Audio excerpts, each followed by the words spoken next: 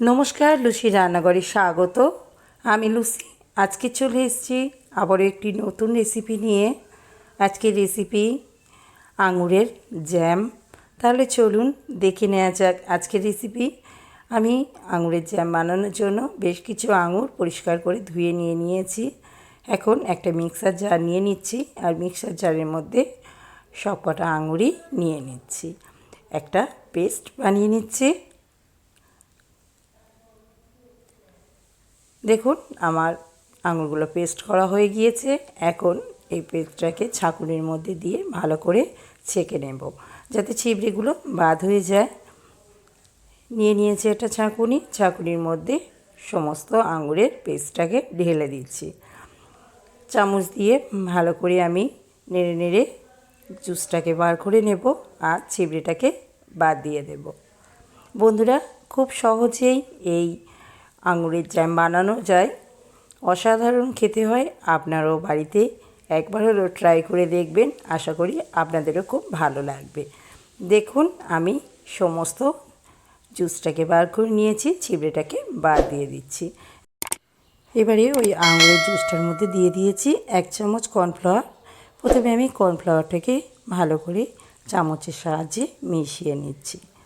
আমার কর্নফ্লাওয়ারটা মিশিয়ে নেওয়া হয়ে গিয়েছে। এখন গ্যাসেতে একটা কড়া বসিয়ে দিয়েছি।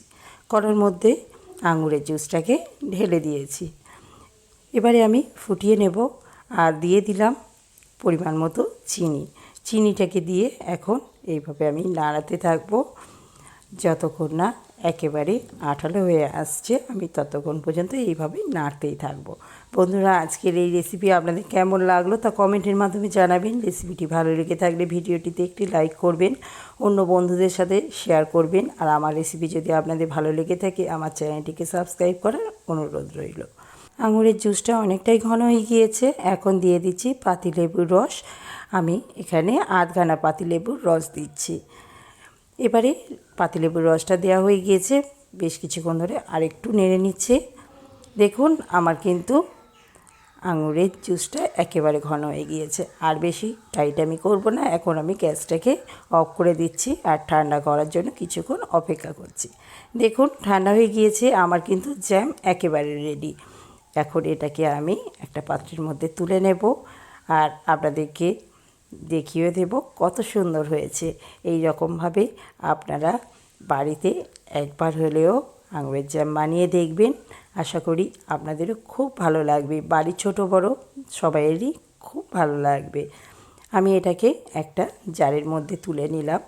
এখন আমি আপনাদেরকে ব্রেডের সঙ্গে মিশিয়ে দেখিয়ে দিচ্ছি যে কত সুন্দর হয়েছে। দেখুন, আমি এখানে বেশ কিছু ব্রেড সেঁকে নিয়েছি। এখন এর মধ্যে দিয়ে দিচ্ছি। দেখতেই পাচ্ছেন বন্ধুরা কত ভালো হয়েছে। তাহলে আপনারাও বাড়িতে ট্রাই করবেন। আজকের রেসিপি এই পর্যন্ত। আবার ফিরে আসছি নতুন রেসিপি নিয়ে।